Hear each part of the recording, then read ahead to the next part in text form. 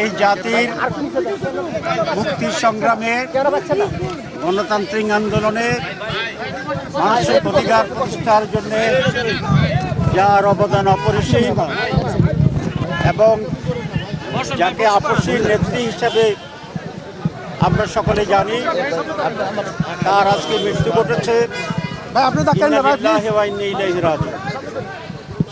Madam এক মানুষের অধিকার প্রতিষ্ঠার সংগ্রামে একজন আপসীর নেত্রী ছিলেন।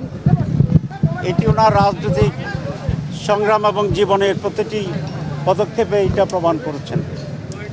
উনি অত্যন্ত দেশপ্রেমিক মানুষ ছিলেন। কোনো বড় প্রতিবেশীর সাথে উনি কখনোই দেশের সাথে আপোষ করেন নাই এবং এই জন্য অনেক সময়কে রাজনৈতিক নিপীড়নের শিকার হতে হয়েছে। আজকে পুরা জাতি ঐক্যবদ্ধভাবে, প্রশ্নহীনভাবে এই মহান নেত্রীর প্রতি শোক জানাচ্ছে এবং শ্রদ্ধা জানাচ্ছে।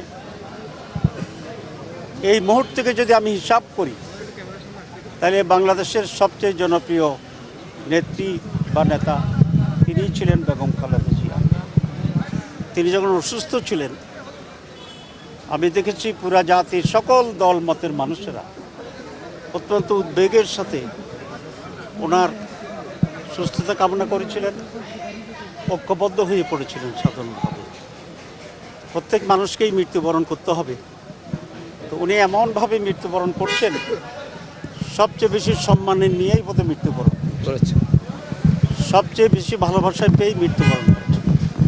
রাজনৈতিক জীবনে উনি সফল ছিলেন, উনি মৃত্যুকালীনও সফল হয়েছেন।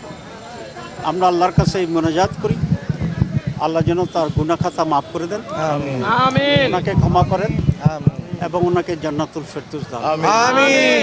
ওনার যে জাতির প্রতি ওনার যে নির্দেশিকা ছিল, দেশপ্রেম, এটাকে অনুসরণ করে দেশের মানুষ এই দেশের প্রতি, জনগণের প্রতি তাদের দায়িত্ব পালন করবে, এটা আমি আশা করি। সবাইকে ধন্যবাদ।